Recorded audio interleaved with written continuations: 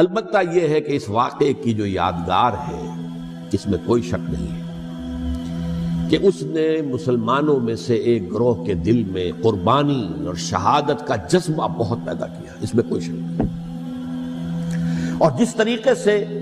کہ عاشورہ محرم میں یاد منائی جاتی ہے، جس طریقے سے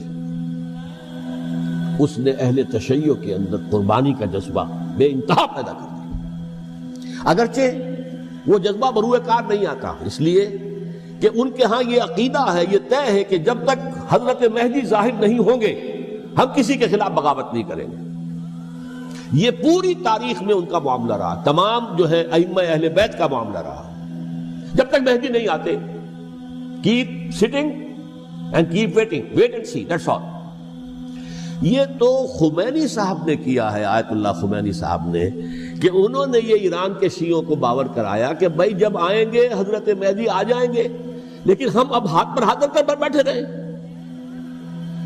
باطل کو چیلنج بھی نہ کریں، ہمیں کچھ تو کرنا چاہیے، وہ ہاتھ پاؤں ہلانے چاہیے، اور کچھ نہیں تو مہدی کا راستہ جو ہے صاف کرنا چاہیے، تمہید کرنی چاہیے، ان کے راستہ ہموار کیا جائے۔ تو یہ ان کی بڑی عظمت ہے آیت اللہ خمینی صاحب کی کہ اہل تشیع ایران کے جو ہے ان سے انہوں نے یہ بات منوا لی کہ ہم بالکل انرٹ نہیں بیٹھے رہیں گے، بلکہ اب انہیں نائب امام قرار دے کر اور ولایت فقیہ کے فلسفے کے حوالے سے، یہ دو چیزیں ان کی جو ہیں بنیادی فلسفے کی ہیں، وہ اس وقت میرا موضوع نہیں ہے، انہوں نے عوام کو ایسا کھڑا کیا ہے کہ 20,000 سے لے کر 30,000 کے درمیان انسانوں نے جانیں دے دی، عورتوں کے جلوس نکلے، شیرخوار بچہ گود میں ہے عورت کے اور گولی کھا رہی ہے، مر رہی ہے، گر رہی ہے۔ اب سوچئے زندگی کتنی عزیز ہوتی ہے، اور شیرخوار بچے کے لیے ماں کی جو زندگی ہے اس ماں کو اپنی زندگی کتنی عزیز تر ہوگی کہ اپنے لیے نہیں تو اس بچے کے لیے مجھے جینا ہے، لیکن نہیں،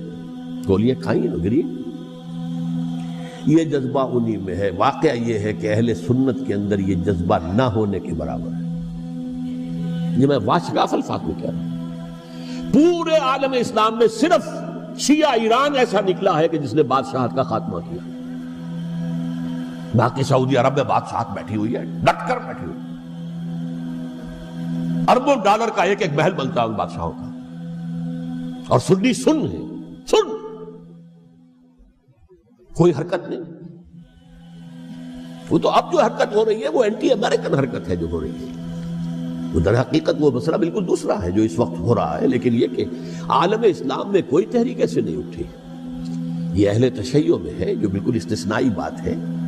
کہ انہوں نے جو ہے ایک ایسا بادشاہ جس کو کہا جاتا تھا کہ اس کا جو اسلحہ خانہ ہے وہ ایشیا میں سب سے بڑا اسلحہ خانہ ہے، جو 2500 سالہ پرانی جو ایک عظمت تھی ایران کی، اس کو دوبارہ تازہ اور زندہ کرنا چاہتا تھا۔ 2500 سالہ برسی اس نے منائی تھی، اس کے لیے ایک شہر آباد کیا تھا کہ خسرو یا سائرس یا ذوالقرنین قرآن مجید کی اصطلاح میں اس کی یادگار بنائی تھی،